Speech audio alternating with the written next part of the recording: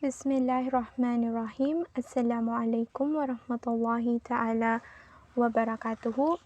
I am Hannah Managdananding, and this is the continuation of the Group 9 report, which is Judaism.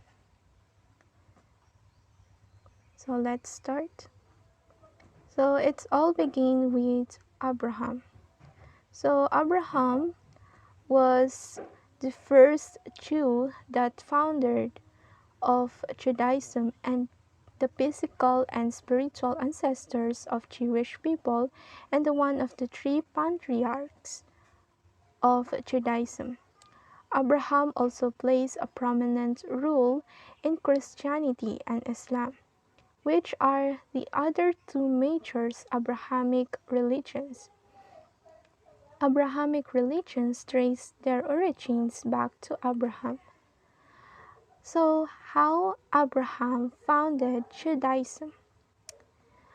Although Abraham was the first man believe in one God, his descendants pray to many gods. Abraham then discovered monotheism. Abraham was born Abram in the city of Ur in Babylonia, and lived with his father Terah and his wife Sarah. Terah was a merchant who sold idols, but Abraham came to believe that there was only one God and smashed all his father's idol. Eventually, God called upon Abraham to leave Ur and settle in Canaan, which God promises to give Abraham's descendants. Abraham agreed to the pact, which formed the basis of the covenant or brit between God and Abraham's descendants. The brit is the fundamental of Judaism. Abraham then moved to Canaan with Sarah and his nephew Lot, and was for some years a nomad traveling throughout the land. Abraham promised a son. And in this point, Abraham did not have an heir and believed Sarah was past age to childbearing. In those days, it's common practices for wives who was past bearing at the age to offer their slave to their husband to bear children. Sarah gave her slave Hagar to Abraham, and Hagar bore Abraham a son named Ishmael. Although Abraham still called Abram, at that time he was 100 years old and Sarah was 90 years old. God came to Abraham in the form of three men and promised his son by Sarah. That it was the point of God changed Abraham's name to be Abraham, which means father to many.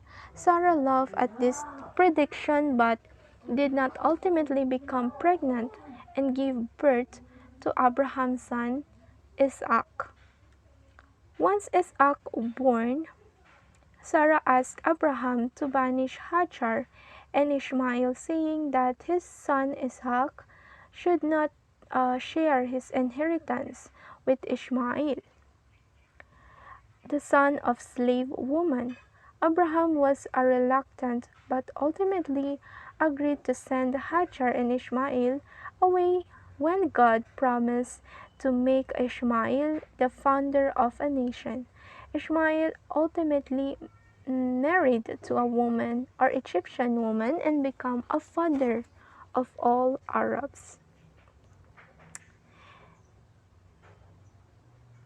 God told Abraham to settle in Canaan.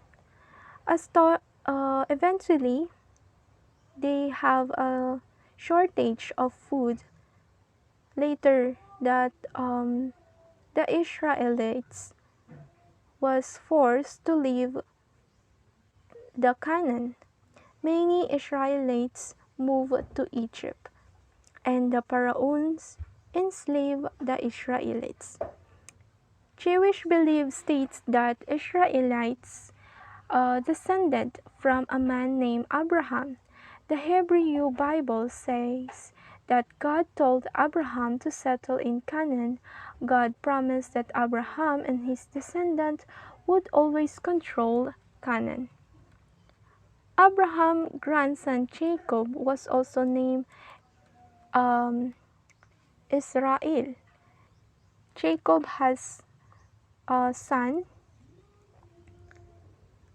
He has 12 sons, and his family eventually divided into separate family group called tribes. Jacob's 12 sons become the leaders of the 12 tribes of Israel. So eventually the Pharaoh enslaved them, and the Israelites had to work so hard and labor. They prayed to God for freedom. The Hebrew Bible said that one day God spoke to a prophet named Moses. And God told Moses to tell the Pharaoh to let the Israelites go. The Pharaoh refused, so God sent 10 plagues to Egypt. The plagues are events that cause great problems for many people. Eventually, the plagues convinced the Pharaohs to let the Israelites leave. The Pharaohs then changed their mind to send army to catch Israel Hebrew Israelites. Then the Hebrew Bible state that God parted the Red Sea, so the Israelites got across.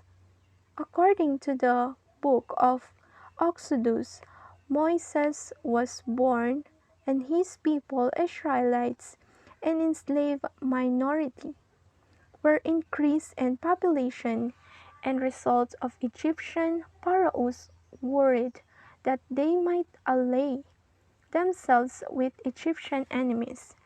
Moses' Hebrew mother secretly healed ham to Pharaohs, ordered all newborn Hebrew boys to kill in order to reduce the population of the Israelites. Through the Pharaoh's daughter, identified the queen Bethia in Midrash, the child was adopted and foundling of the room of Nile River, and grew up Egyptian royal family. After killing the Egyptian slave master who was beating Hebrew, Moses fled across the Red Sea of Midian, where encountered the angel of Lord, speaking him from within and burning bush on Mount Horeb, which is regarded as Mount of God. And God sent God sent Moses back to Egypt to demand the release of Israelites from slavery. Moses said that he could not speak elongately, so God allowed Aaron, his elder brother, to become his spokesperson. After the 10 plagues, Moses leads exodus of the Israelites out of Egypt and across the Red Sea, after which they based on themselves to Mount Sinai, where Moses received the Commandments. After 40 years of wandering of desert, Moses died on Mount Nebo at the age of 120 within sight of the promised land. So this was the Torah, which is the Torah is restricted to signify the first 5 books of the Hebrew Bible, Old Testament, and called the Law or the Pentateuch in Christianity. These are the books of traditionally described to Moses, the recipient of the original revelation from God on the mountain Sinai. So, they, yun na nga, they back to, Moses back to Israel, and the Israelites were achieved their freedom, and 1000 before Christ era, the kingdom of Israel in Judaism is established. The most rule was the King David and his son Solomon. David established a strong central government. Following years, prosperity grew, eventually overtaken by Greek and Romans in 330 before Christ era. Many scattered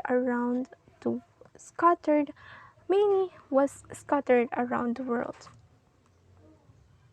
Then this was the lasting effects of the Judaism. First was the monotheistic religion. They influenced the spawned Christianity and Islam, and Abraham, Moses, and the prophets found in all three religions, which is the Judaism, Christianity, and Islam. What was the Judaism today? So this Judaism was the world's 12th largest religion in whole world, and 13 plus million Jews in the world today. The Holocaust and WW second in the best example of mistreatment and discrimination faced by Jewish people. However, their mistreatment has been occurred for centuries. Following the WW2 and Allied powers gave Israel back to Jewish people, this has created conflict between Palestinians, however, since they were already living there, but it is for Palestine. It is the land of Palestinians. The Israel-Palestinian conflict has been issued for over 600 years. So that's all for today. Thank you for watching. Shukran. Wassalamu alaikum warahmatullahi ta'ala wabarakatuh.